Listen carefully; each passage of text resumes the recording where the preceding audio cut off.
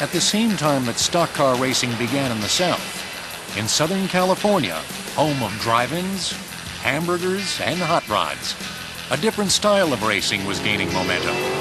Next, dragsters. Automobile racing is synonymous with adrenaline, danger, and high speeds. And nothing's faster than the nitromethane-burning, fire-belching, top-fuel dragsters. These land missiles go from 0 to 320 miles per hour in less than 5 seconds, covering a quarter mile in the blink of an eye. They're moving so fast it takes a parachute to slow them down. Dragsters and funny cars are built for a short sprint, not a 500-mile marathon like a stock or Indy car. Competing side by side, it's a simple elimination. You win, you stay. You lose, you're out. This continues until one car is ultimately victorious. Today's NHRA events draw huge crowds, but that's not the way it's always been.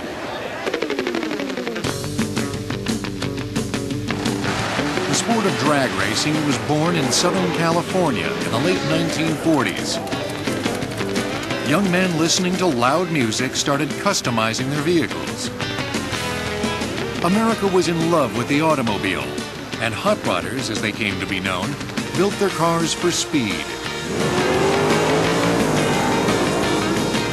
For years, the dry lake beds 50 miles north of Los Angeles, California, provided a smooth, flat surface, excellent for amateur competition.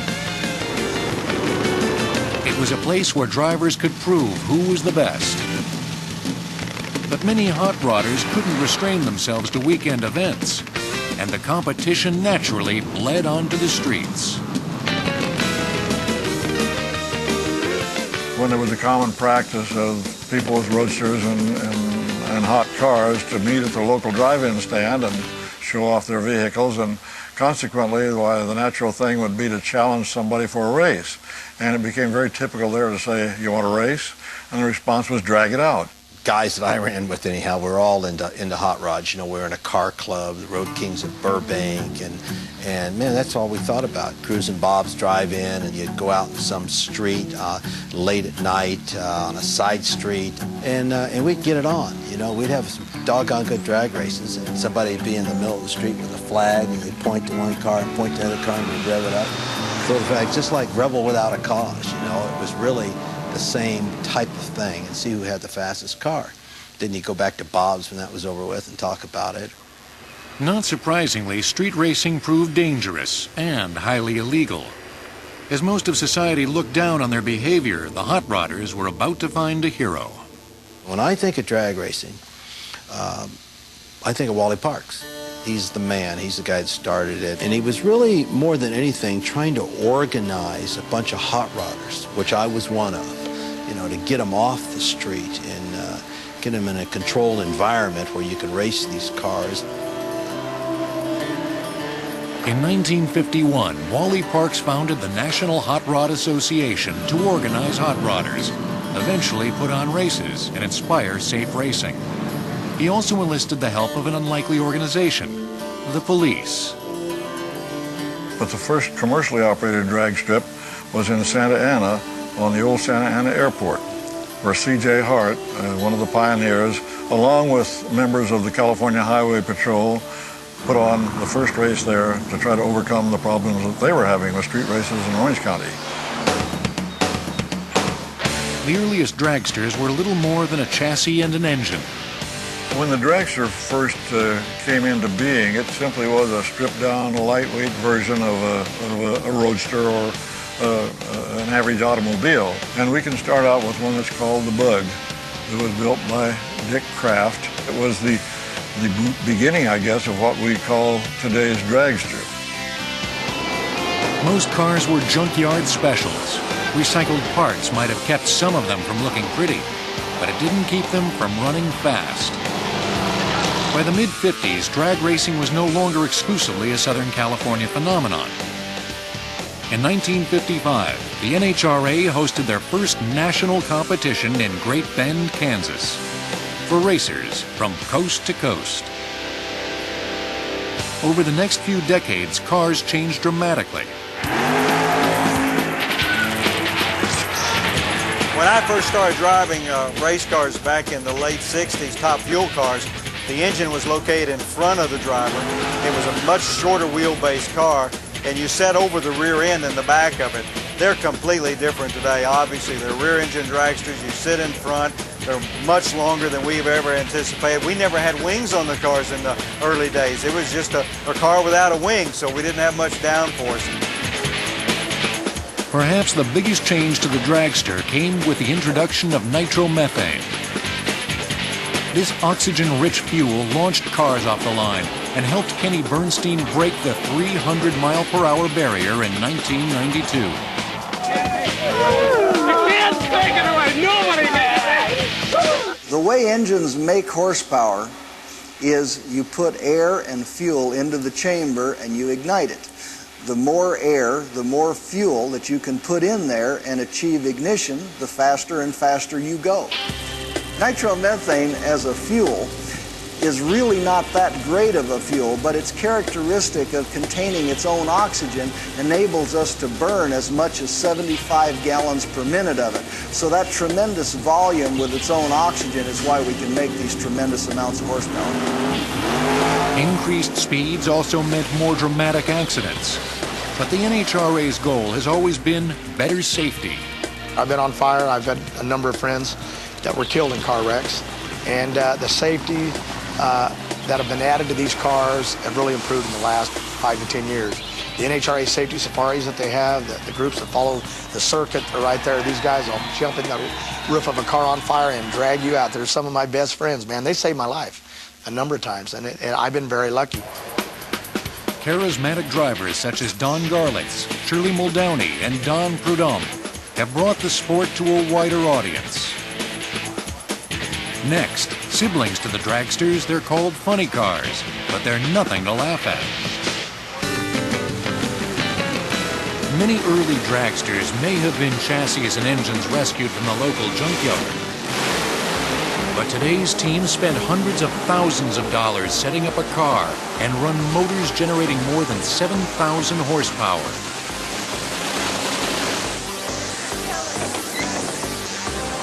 Lighting one of these flightless rockets is literally like taking a ride on the shuttle. Drivers are subjected to more than 8 Gs. Drag racing has covered a lot of quarter miles since the 1950s. And in the mid-1960s, the top fuel funny car was introduced to the sport. Donning a lightweight cosmetic body, the funny car is slightly different than the top fuel dragster.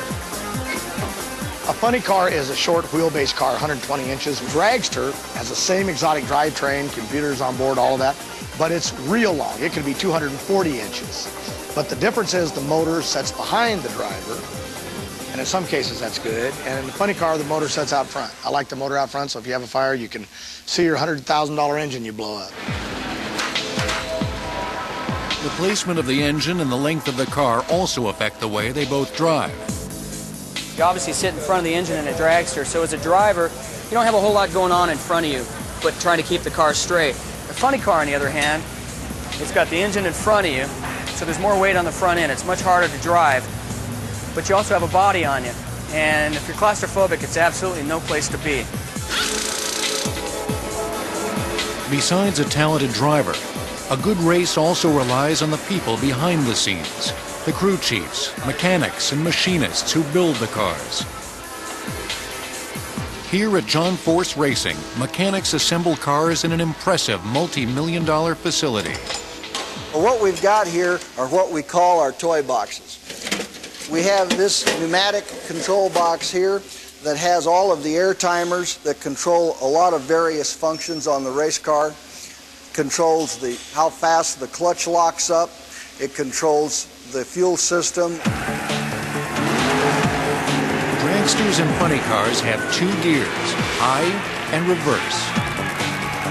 Drivers don't shift when they race. Instead, a pre-programmed system controls the incremental amount the clutch engages the engine during a run. This is the fuel injector. where the air and fuel come together as they go into the top of the supercharger on into the cylinder heads, and all ignited by the dual spark plug and magneto system you see here on the car. In the driver's compartment, we have the steering wheel. This little butterfly is all you need to guide it straight ahead. The button on the side engages the radio, so the driver has communication with his people while he's out there on the racetrack. The kill switch right here, is just used in an emergency to shut the engine off. The brake handle, this button deploys the fire bottles. We've got the gas pedal, the reverser lever, and the clutch pedal over there on the side. And that's all there is. Competition between teams is fierce. Members of the Force team buy various engine components, then assemble their own motors. Some parts they even manufacture themselves. We have a variety of software that allows us to design and engineer these parts on the computer before they ever go on a race car, and then that software turns the parts into a reality on the CNC machines. The computer numerical control, or CNC machine, whittles down solid blocks of aluminum into unique parts. We take the concept and the design and turn it into something we can physically bolt on the car. Our ability to manufacture all that in-house gives us a technological advantage, we feel, over our competitors. The legendary Don the Snake Prudhomme's team runs both a funny car and a top fuel dragster. After the cars leave the shop and arrive at the track, the real work has just begun. Most of the work is done in the trailers. Even on the road, believe it or not, it's kind of a rolling shop. And as you come into the trailer, you'll see several spare engines that we have down below here. Everything's loaded, extra pistons, grinders, extra parts in here, cabinets everywhere. More piston racks.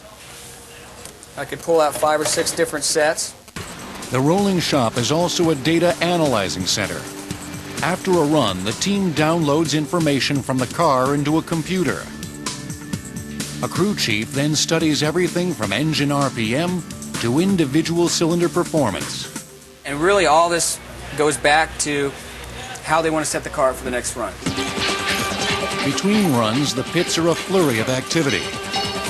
A team completely breaks down and rebuilds the engine after every run, and they only have 75 minutes to do it.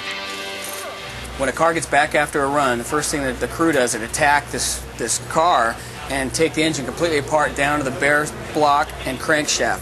Heads come apart, everything comes out of it, pistons come out of it, and they have it back together ready to fire up within an hour. It's really a sight to see. Whether behind the scenes or on the strip, drag racing puts on quite a show.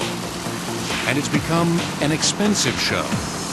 You know, the costs in running a fuel car in drag racing are considerable, but it costs about $4,000 every time you push that starter button and say, we're going to try it again.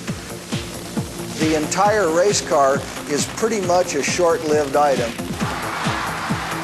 Rear tires are only good for 4 or 5 runs. An engine may be good for 10 runs, it may only be good for 1. And the nitromethane, itself is $30 a gallon, and we go through about 14 gallons on a run. Without a bankroll, a car simply can't compete. It's been said they introduced the funny car solely to provide space for sponsor logos. Real trick to this game isn't just how to win a championship or give an interview, it's how to keep the sponsor happy. You got to keep selling their product. These cars are, like I said, moving billboards. Without corporate America, you're history. And that's what drag racing has in common with other types of racing. Big expense equals the need for big-time sponsorship. But that's not all the various types of racing share. There's also the competitive nature of the drivers. Best race drivers can drive anything.